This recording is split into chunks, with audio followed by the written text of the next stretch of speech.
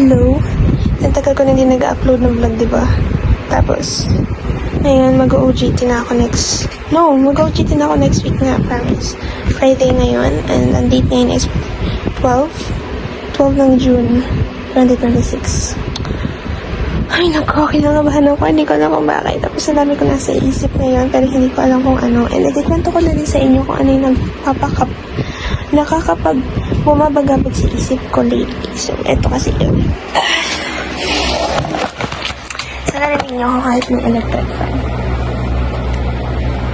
So, nitong nakaraang araw lang, hindi mga nakaraan. So, wait lang. Maganda ba ako? Magandahin ko na yung sarili ko. Ayoko na kasi siyang isipin eh. So, bayain na. Anong kahinatnan. May maganda naman parating. So, ikwento ko lang sa inyo. Na kasi end na ng semester namin. So, mga nag-upload na sila ng grades. Tapos, itong isa namin prof, namatay.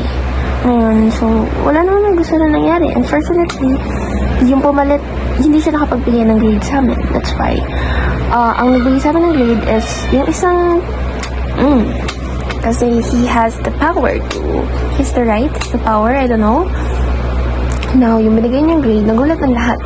Kasi, may mga nalaglag sa dean's list. And, yeah, I'm still grateful that I'm still on the list. But the fact that I received a grade that I don't deserve, honestly, everyone knew, alam ng lahat na hindi ko deserve yun. Alam ng lahat na mali yun. I received flat 2, which is nakakagulat kasi even my prof, my other prof, and even my classmates was like shocked. So, lahat sila, bakit? Paano?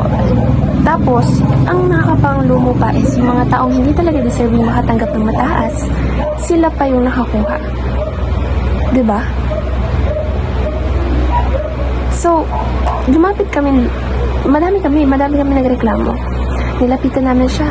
And the thing is, he refused to acknowledge our complaints. What he did is that he just explained how we got all the grades, which is unacceptable. Why? Nag-base sila kung ano lang yung hawak nila. So, we cannot blame them. But still, for my side, I was like, why do they didn't considerate the previous grades that we received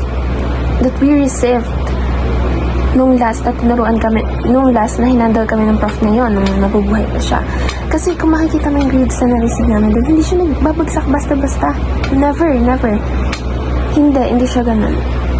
Ang mas nakakapang lumupa is, itong nagbigay ng grades na to, hindi niya kilala. Of course, hindi niya talaga kilala. Hindi niya alam kung sino yung mga outstanding students. Why?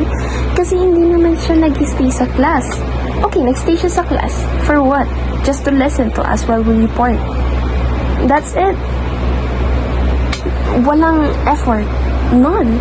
And then, grabe pa magpa-exam. Grabe pa magpa-quiz. So that's my point.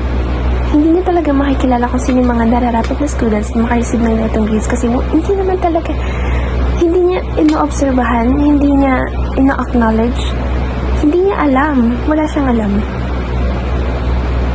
So yun yung side ko, and even my prof was like, wala naman tayo magagawa kasi wala naman talaga kami magagawa. And for me lang, ang hirap pala pag ganun na pag kaya ka lang apak-apakan ng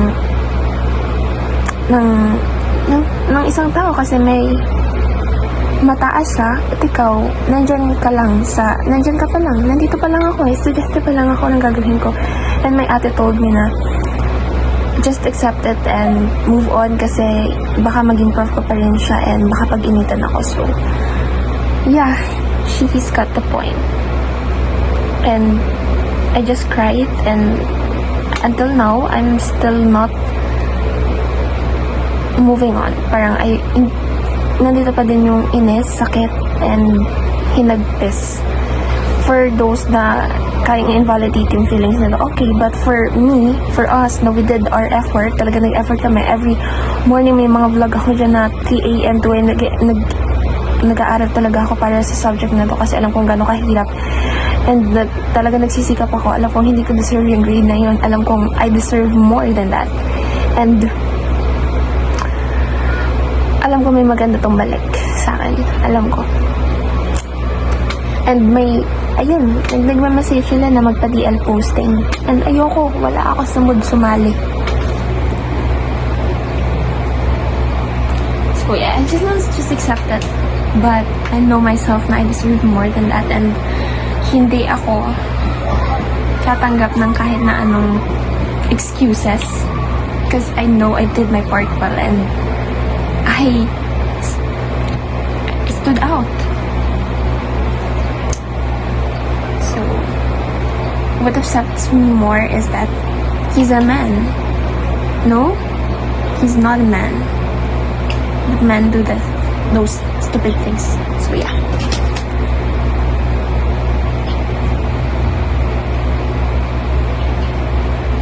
I don't want. Okay, pero complete natin yung jiwa natin. Pero hindi ka accept yun. Hindi ko siya tatanggapin na yun talagang jiwa ko. Kasi I deserve more. Sorry, but yeah.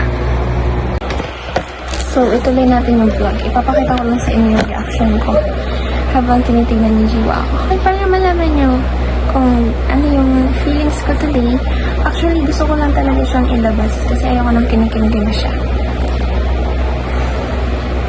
So, titignan lang natin siya. Siyempre, of course. Nung una ko siyang makita, nung una kong doon sinabi ng classmate ko na, uy, may grade na daw sa ganito. So, pagkatingin ko lang, busy kasi ako kaya pagkatingin ko, hindi ko siya pinapansin. Parang, tapos nung sumunod na araw, bigla siya nag-hit. Parang, oh my gosh, do I deserve this? Kasi hindi talaga eh. Hindi ko siya deserve. I know.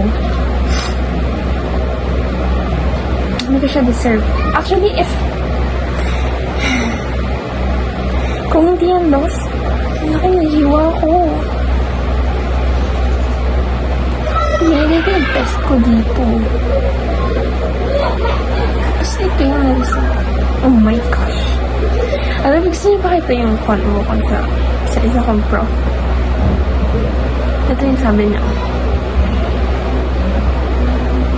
Kasi sa kanya ako matopen, kasi sa kanya lang, I trust her. Sabi niya nga, best reporter ka pa nga eh. Ayan yung convo namin. Sinabi din niya na, kaso di ka pa nga nagka-grade sa akin ng ganyan ata. Talaga, hindi talaga ako nagkaka-grade ng ganito. Whew. Hindi ko deserve eh. Hindi ko siya deserve.